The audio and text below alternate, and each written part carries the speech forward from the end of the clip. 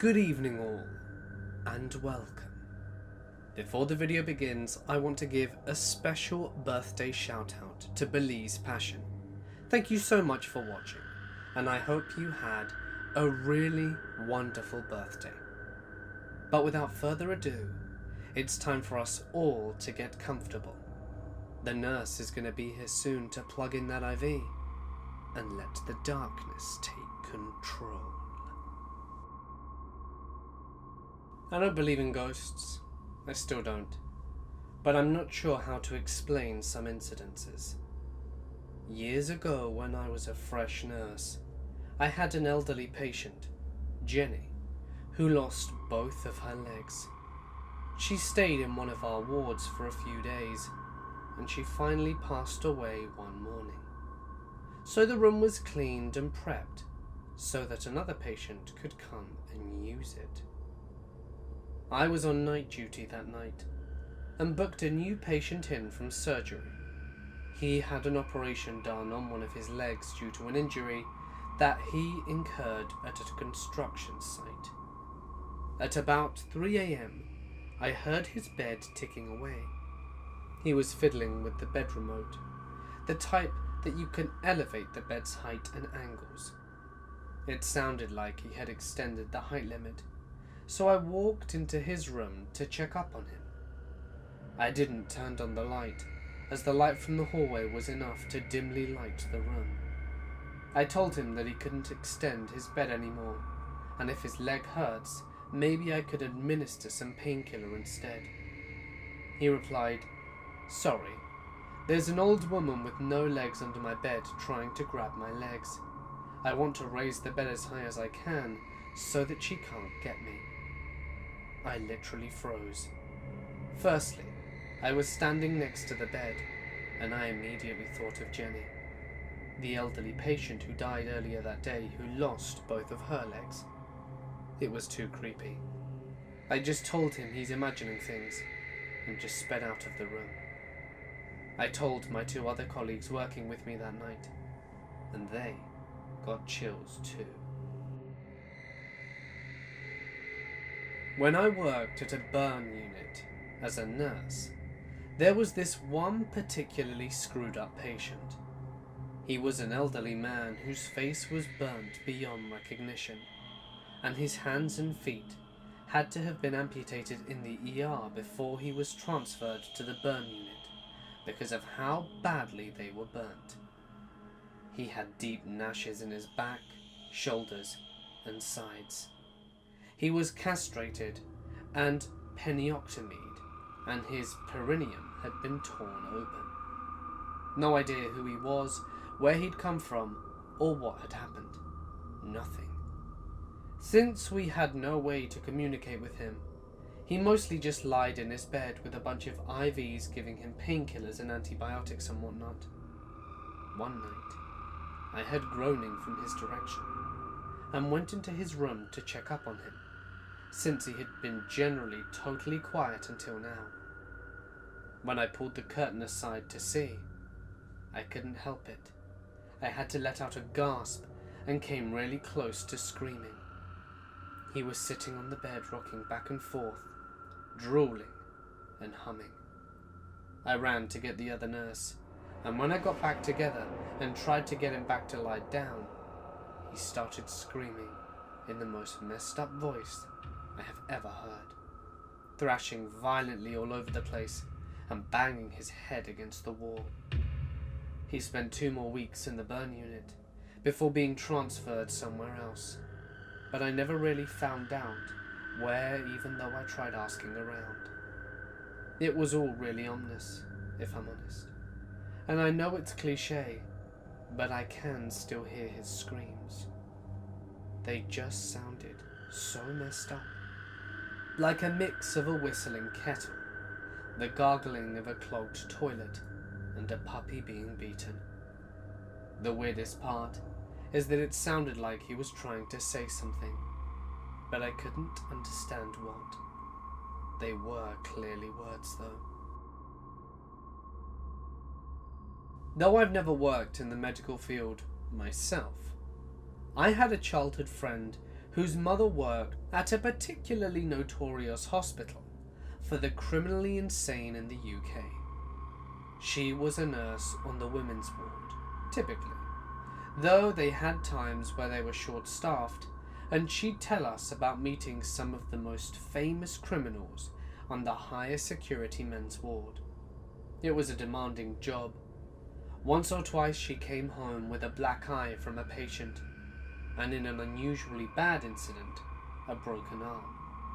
All the same, she was a very kind person, and saw the best in people, understanding that mental illness wasn't a choice, and these people were suffering. The stories she told me were also about the building itself. It's an old stone building, full of traumatic memories for hundreds of people. Ghosts were an accepted part of the lives of the nurses there. They saw shadows and blurred figures moving past doors and windows. They had things moved and watched heavy metal doors that they themselves struggled to use be slammed shut by what looked like nothing. The patients saw things too.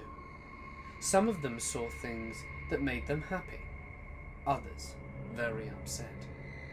The people there weren't living happy or full lives, and sometimes they would have patients attempt suicide. They typically were able to prevent it, but sometimes they weren't so lucky. One night, my friend's mother was on duty in one of the lower security wards making her rounds, when she saw a woman with short blonde hair sitting on the windowsill of a wide open window. Not something one would typically see in a place like this, staring down at the ground below. They were quite a few floors up, and she was sure this woman was a patient, as she was still wearing her pajamas. Not wanting to escalate the situation or scare the woman into jumping, she approached slowly and was beside the woman before she spoke, asking what she was doing out of bed and at the window. The woman didn't react to my friend's mum whatsoever. She kept staring down out of the window, so she leant out to see what the woman was looking at. On the concrete below, she could just make out a body, with short pale hair, hollowed around the head. She looked back at the woman, but she was gone. She hadn't felt her move, and she was right beside her, and she seemed as flesh and blood as anyone else. The person did in fact turn out to be the woman with short blonde hair, who was in critical condition, and later sadly died after jumping. And my friend's mum was completely convinced that the woman they identified and the woman that she'd seen looking at the body were the same person. She would also tell us about a man who hung out in the staff-only area, who the nurses called Bill, and who had a tendency to flirt with the nurses. They'd have their hair pulled and skirts tugged, but they never felt threatened. Sometimes their drinks and food would be moved or the doors would rattle, but even then, they'd just tell him to quieten down and stop looking for attention and it would stop. No one had ever seen a full apparition apparently. They just sort of all felt it was an older man. The most anyone saw in there was a shadow darting around, and orbs of what I distinctly remember her calling pale air, moving past people's faces and startling them. I was quite young when she told us this stuff, probably too young for the scarier stories, only 8 or 9. I just remember the story about the jumping woman, and the repetitive nature of Bill's behaviour always fascinated me at the time. My mother is a nurse in a nursing home. She has seen some odd things. My mother was working second shift, which is 3 to 11 p.m. So when she got to work that afternoon, and the nurses were having their meetings, she was told that one resident was dying slowly. They started having trouble with their breathing earlier in the day, and it took that person over 12 hours to die. The last sentence sounds very rude and callous, but it's the truth. The residents struggled to breathe for many, many hours. I don't know anything about them being on oxygen or any of the specifics. I just know it was a very long and painful death. My mum was this person's nurse for the night, and the resident passed away while my mum was on duty. She said that when he died, the pictures on the wall rattled and shook violently. My mother didn't really believe in the paranormal, but she sweared it happened and had no explanation for it. A case that was nationalised here in Norway was that of an African immigrant that was hit in the head, which resulted in him falling to the ground and convulsing and bleeding. His friends and family called the EMT, and when they arrived, they immediately believed him to be a drug addict overdosing. They tried to pick him up, but he unintentionally relieved himself, as he wasn't able to talk or was incoherent whilst trying to talk. The EMT called him a pig and said to leave him there to convulse, and they decided to drive away without taking him. Later on, the victim's family got him to the ER, where he had internal brain bleeding and needed to be operated. He ended up going into a coma for 3 to 4 days, but was able to recover without any serious damage. The notion that the EMT deliberately decided to leave behind a severe condition patient that they themselves said had possible cerebral damage from the fall to the ground just because he involuntarily had his bladder emptied is a sign of how the field is not about helping individuals anymore, but rather about profit, at least where I come from. We have a tall bridge in town that's notoriously difficult to bike down without ending up going faster than the cars on it when you hit the bottom. I was working in the ER one night when we received a radio report from emergency services that they were bringing in a 5-year-old who fell victim to speed wobble on the way down. He slid 10 feet on his chest and face, wearing nothing but board shorts, as he was about to go swimming. Before we could reply and tell them to take him to a hospital up the road with a pediatric emergency department, they were in the ambulance bay. We were thinking the worst. Everyone knew how steep that bridge was, and we all knew how bad it was in a car, let alone on the bike. So we get the room ready with scrubs, brushes and rags, ready to scrub the road grime out of his body, while everyone started discussing how we were going to sedate this most likely screaming child. This kid was red and bloodied, but it wasn't that deep. This kid was the luckiest patient of the day. Half his chest was burnt off, but there wasn't any dirt stuck in it.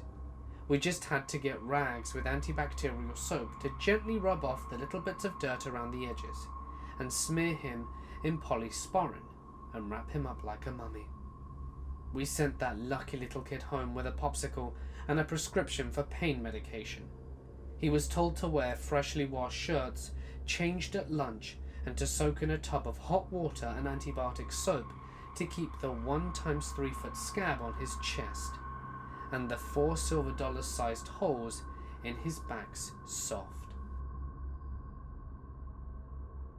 A couple of years ago, I was working in the trauma ICU when we had a suicide attempt gunshot to the head come in. The guy's head was wrapped up to his neck in ACE wraps, and they took him to surgery just to change the dressing once before talking to his mother. The story was that he took a shotgun, walked far into a local field and shot himself. He went under the chin and completely missed his brain, just shot his face off. He crawled through the field until someone found him on the side of the road, which must have looked like something out of The Walking Dead. His CT scan looked like an outlandish Star Wars alien. He was treated at the scene, and his mother decided to withhold PEG tube placement to feed him or any reconstructive surgery. The surgery process would have taken years and been incredibly painful, and she said he had been unhappy and depressed for so long. and he wanted to end his life. That guy was on the most pain and sedative medications that I had ever seen in a patient. He was on 2 different sedatives at extremely high doses, one of which I haven't seen since. An incredibly powerful pain medication and paralyzing agent, because he would wake up, thrash around and hurt himself. His ear canals were destroyed, so he was deaf-blind and dumb, and he was still breathing on an oxygen collar, with no ventilator support. It took him 2 or so months to die. It was awful. He was basically starved to death on medication. The smell was terrible too, because they didn't change his bandages for the fear that he would bleed out, so he just smelled like a rotting tampon. His mother stayed with him until he died, slept in the room and everything. One of the worst cases that I've ever taken care of.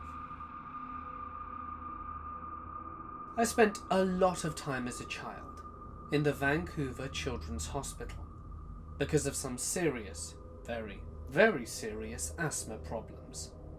I remember doing cheesy blow tests and endless needles, and awesome hot chocolate, but that isn't what I'm talking about.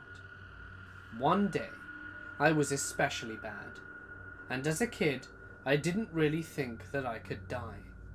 I was just waiting to be better like everyone else there. I'm laying in bed, staring at the black CRT monitor that I play Mario Kart on, when my head stiffens, and I start staring straight at the door. I couldn't move, and a part of me didn't want to. Something was going to happen, and I had to see it. Now this is where I'm blurred. It must have been in my head, a dream of sorts, perhaps sleep paralysis, but it was so real. I also learned that the scariest movies, demons shouldn't be subtle and lurk in the shadows, for they are much, much more terrifying when they are obvious. The doors fly open, and the sickest, thinnest, most hunched black monster scuffs its head into my room, taller than the doorframe, but hunched over to fit through. A long black torso and smaller legs, and a face with 2 spotless white eyes covering most of it. It threw the door to my room open like an angry patient, and screamed at me to fall asleep, getting louder and more angered with each repetition, until it was stomping and rattling the door. It was begging me. It slammed the door, and immediately after a handful of nurses burst in, and I went into anaphylactic shock. Probably just a dream, but even now I'm terrified that my door will fly open and I'll get screeched at by some sick hellspawn. I came across this during my residency. I had been working triage in a Boston ER. A woman came in, pushed in a wheelchair by whom I'm assuming was her boyfriend. She filled out her triage sheet, and for occupation she put striper. This should have been my first clue. She was complaining of abdominal cramps, nausea, and a high fever. We proceeded to X-ray, only to find possibly hundreds of shards of glass in her uterus. Upon further investigation, I find out the woman is a stripper, not striper, and one of her tricks is to stack shot glasses, squat over them, and make them disappear. Unfortunately, 13 shot glasses shattering inside her was not part of the plan. She had the shards removed, and a few days later, upon reading her follow-up care instructions, I told her to abstain from sex, and she immediately became angry at me and demanded that she wanted to be allowed to have sex with her boyfriend. Lady, you just had extremely invasive surgery in your tender lady parts after shattering glass in your woman-hole baby maker. Why would you want to do that? A few weeks later, I was at a grad party with a bunch of other people that had been doing residency, and some of the other nurses and doctors. I told the story of this unfortunate young lady, and a few other people spoke up. Apparently, this woman had been to numerous area hospitals with the same damn problem. Some people. I dropped out of school when I was 15. The academic life wasn't for me. That's something I found out early on. But after a string of jobs that were all pretty crap, I ended up finding myself working security, specifically the night shift, because most of the time I got to read. Anyway, I'd worked a lot of places and generally was managed through an agency. That's when my contact, Jared, hits me up about this private hospital. They're paying nearly double the going rate, and I was the first to jump on it. I tell them that I want in, and Jared tells me that it might not be a good idea, and that the place is reputed haunted. Now I need to make something clear. I did not believe in the paranormal. I'd worked in loads of allegedly spooky places. Loads of places that were said to incur all kinds of activity. Never saw a thing. So of course, I was the first to sign up, with my badge of 100% skeptic glowing the whole way. The first night, in fact the first week, went by pretty well. The job itself was pretty easy. The part that I was supposed to secure was the basement, which had the morgue at the back. Great. Super easy. Barely an inconvenience. The most I had to do was walk around and make sure that nothing unusual was going on, I suppose. By far, the best paid and easiest gig I'd ever had in my whole life. As you can imagine, it was indeed short-lived. Otherwise you wouldn't be listening about it now, would you? Nothing really happened until about a month in. I was just finishing one of my books when I heard something near the morgue entrance. It was very faint. I decided to ignore it, thinking that it was probably the wind. Then I realized there is no wind, it's the morgue. And when I heard it a few more times, I grabbed my flashlight, my walkie-talkie, and proceeded to investigate. The only thing I could hear were my footsteps and the faint echo of that sound off in the distance. I hurried and yelled out, "Is anyone down here?" as I scanned with my flashlight. No one was here. Just as I was making my way to where the sound was, it stopped. I looked all around, but couldn't find where the sound had come from. And so, I started walking back. I mean, what else would you do? When I was reaching my post, did I hear the sound start up again? Screw it, I thought. It was nearly time to do a full inspection anyway. So off I went. I started checking every single room, just clearing everything to ensure that nothing was amiss. And the sound persisted the whole time. When I was making my way to where the sound was coming from, it stopped again. This was starting to really piss me off. Someone was obviously down here and playing tricks on me. So, I decided to wait. I turned off my flashlight and hid in a corner, just to see if the sound would start up again, knowing full well that they were not going to get one out of me. And wait I did. The sound didn't come back. It's almost as if they knew I were there, which is fair enough. My shift ended at 7 a.m, and when my relief came, I asked him to do one final sweep with me.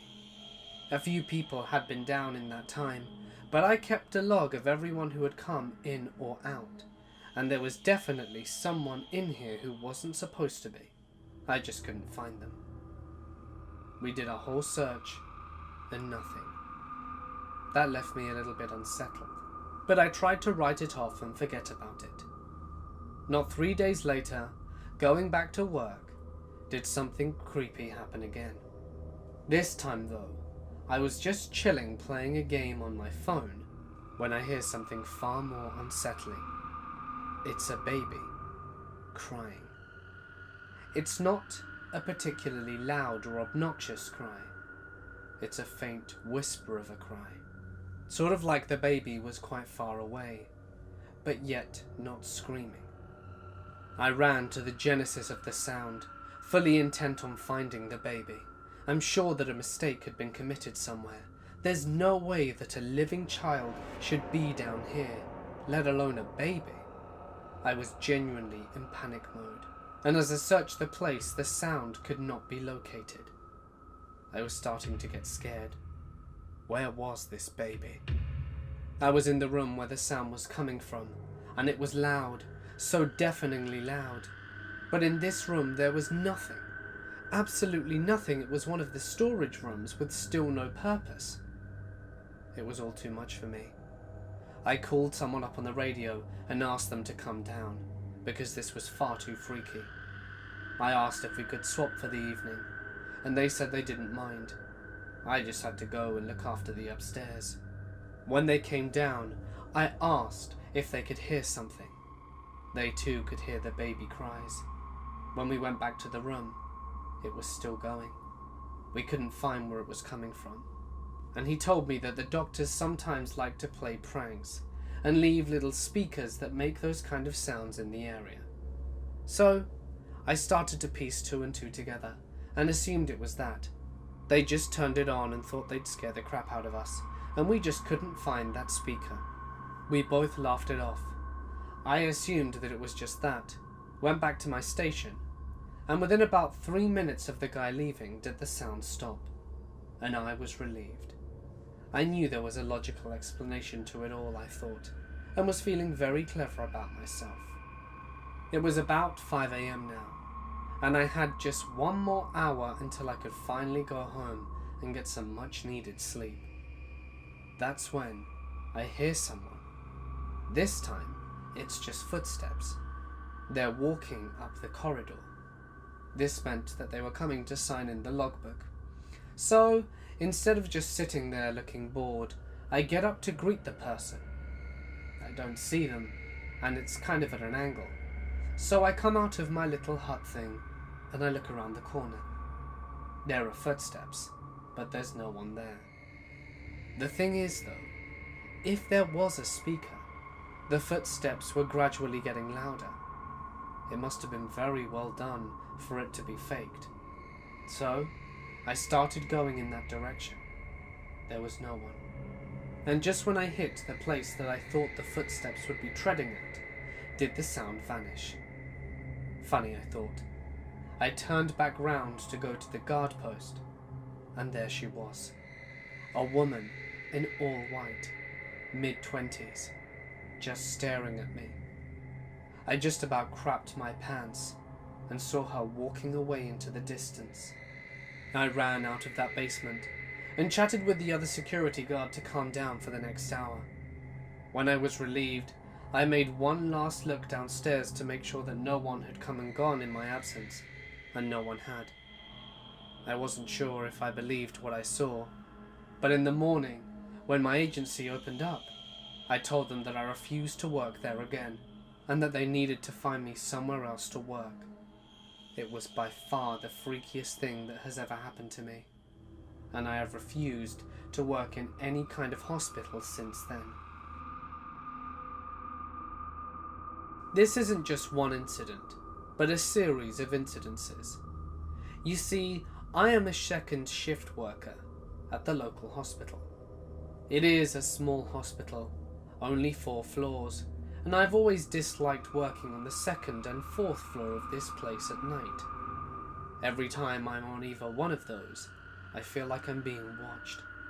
Here are some examples.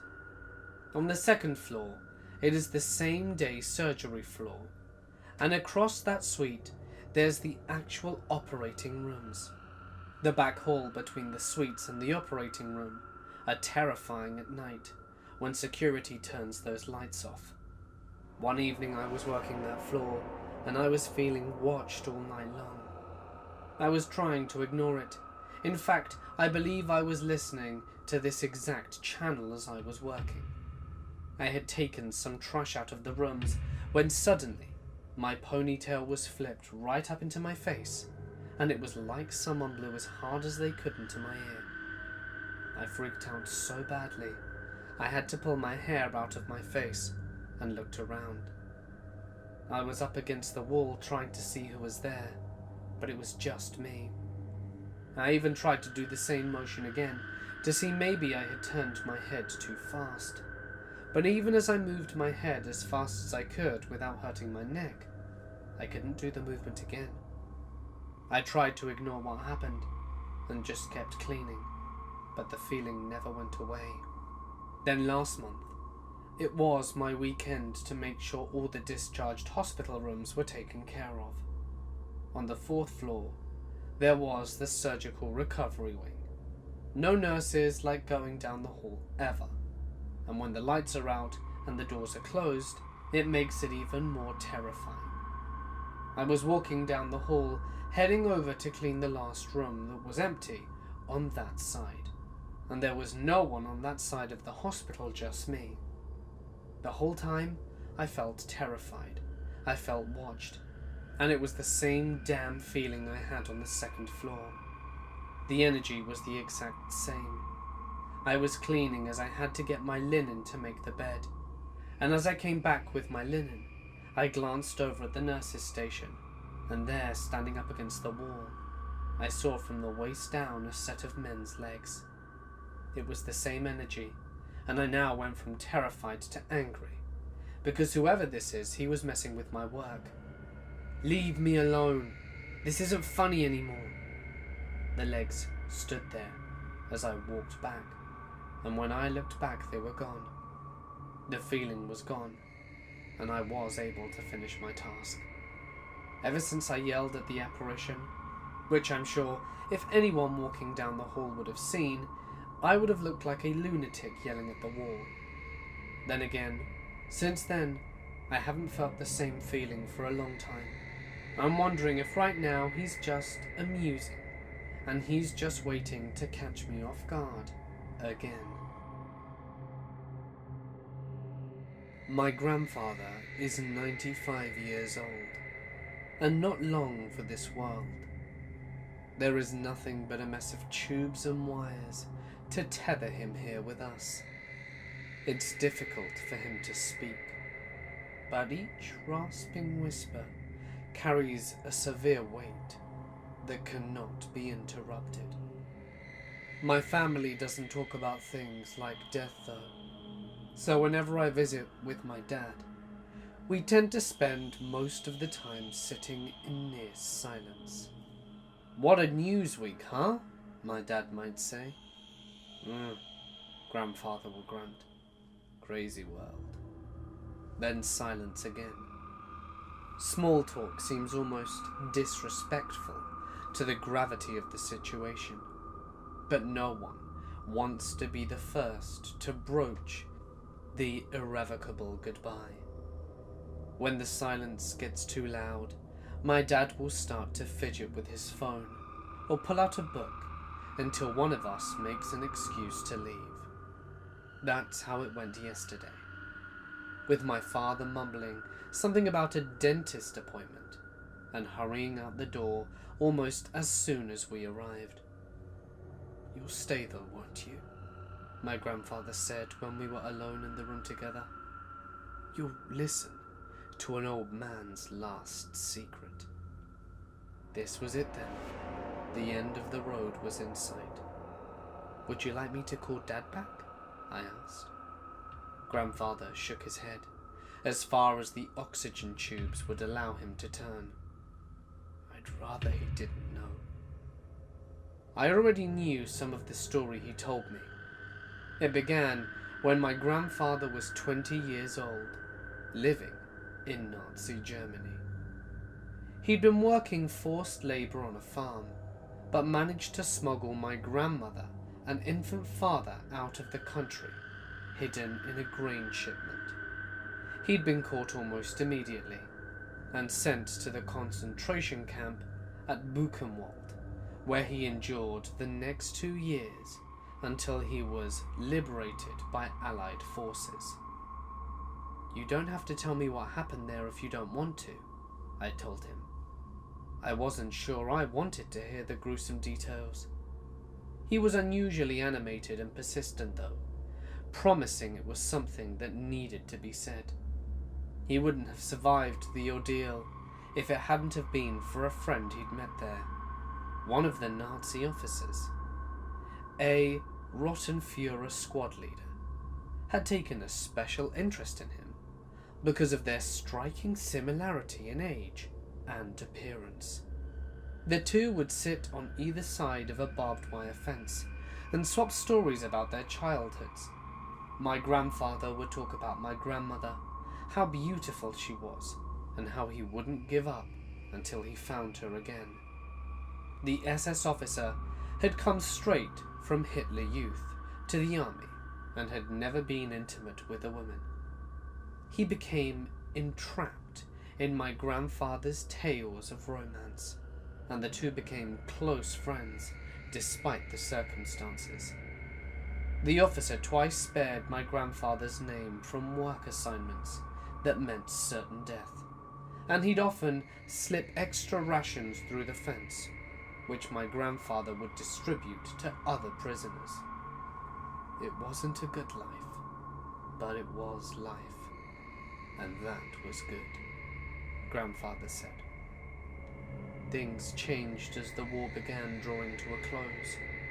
The Nazi officers became increasingly paranoid and desperate as the Allied forces moved in. It became common practice for lower-ranking officers to be held as scapegoats when impossible work orders were not met. Besides that, the rumor that the Rottenführer was protecting my grandfather put him in a dire position with his own officers. Faced between protecting my own grandfather and his own hide, the Rottenführer signed the order for my grandfather to be sent to a nearby armament factory. 18-hour workdays, starvation rations, and no medical attention. The factory might as well have been a death sentence. The 3-month survival rate was less than 50%. In the name of love, my grandfather pleaded to let him survive, to find her again. She was waiting for him in America. The Rottenführer was moved, but his decision was final. His only compromise was to record the address of where she went and send her a letter to let her know what happened to him. "So, how did you survive?" I asked. "Did he change his mind? Were you rescued from the factory?" He went on to say that shielded from the worst of the camp by the Rottenführer, the transition to the factory proved too difficult for the young farmer, and he didn't last the first week. So I asked, "What do you mean, he didn't last? How did you get out?" The exertion of the long story was taking its toll on my grandfather. He coughed and wheezed, struggling to draw breath for several seconds before clearing his throat a final time. On April 11th, 1945, the Buchenwald camp was liberated. Many of the Nazis had already begun abandoning their positions and fled into the country. Others decided to lock themselves inside, pretending to be prisoners themselves so the Allied forces would have mercy on them. This was especially convincing for those who had taken the time to get to know the prisoners and could assume their identities. When the SS officer gave the information and address of his lost love, he was allowed to board the next transportation ship returning to America to be reunited with her. The gears in my head were turning, and then stopped. Your grandmother was suspicious at first when I met her, but she accepted that the war had changed me. Besides, I knew so many stories about her that she couldn't deny our shared history. I raised his boy as my own and lived the life he dreamed of every night until his death. Do you think your real grandfather would forgive me if he knew? I didn't have an answer for him then. and I didn't get another chance. He died in his sleep that night, after a long and happy life that wasn't his. Hey guys, it's Mort here, and thank you so much for listening. Okay, the last story isn't a true story. It's a bonus story though, and I really liked it, and I thought I'd share it with you anyway. So, it is 10 true stories, just with an extra creepypasta bonus, written by the master Tobias Wade, who is amazing. I love his work. His website is actually in the description if you want to read more creepypasta nightmare fuel like that. But thank you so much for watching and listening. I really hope you enjoyed the video, and genuinely, that last one seriously got me. I loved the twist, and I hope you liked it too. If you liked all the things you heard, or at least a few of them, please don't forget to drop a like and leave a comment with your thoughts. It really helps me out and goes a long way. Also, if you haven't already, why not subscribe and press the little bell icon to be notified every time I post, which should be every night. And that way, you don't run the risk of missing your nightly spooks. If there's a story that you wish to share, feel free to send it to my email or post it to my Reddit. Either are fine. Just please be sure to add plenty of punctuation, paragraphing, and detail into your stories to maximize the chances of it being selected. But anyway, for now guys, it's time for me to sign off. Stay awesome, and I'll see you in the next one.